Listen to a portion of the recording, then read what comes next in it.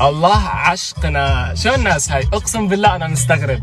لك هذا الشخص حكيته بمواضيع انسانيه ما فرق معه، حكيته بمواضيع اخلاقيه عن تربيته ما فرق معه، لك جبت له مثال قلت له انت عم تحكي على بنات العالم لانه مختلف. ايوه اول شيء شكرا كثير على الدعم على الاغنيه، انا لا استحق هذا الدعم بعد قطع شهور، عن جد شكرا كثير لكم، فخور كثير فيكم.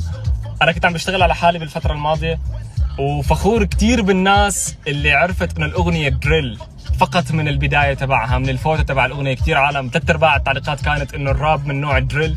يسعد دينكم شو كفو. بس اتوقع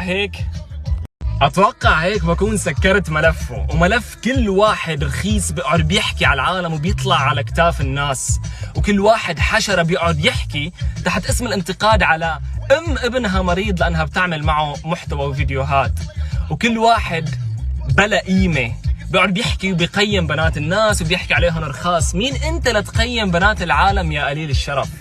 اوكي، انا برايي انتم اذلاء بتعملوا اي شيء مشان المصاري، بتعملوا وبتحكوا اي شيء وعن اي شيء مشان المشاهدات والفيوز والشهره، وهي الشهره اللي اجتكم انتم مالكم قدها، انتم مالكم مستعدين لها ولا بتعرفوا ضريبتها حتى، بس بلشت.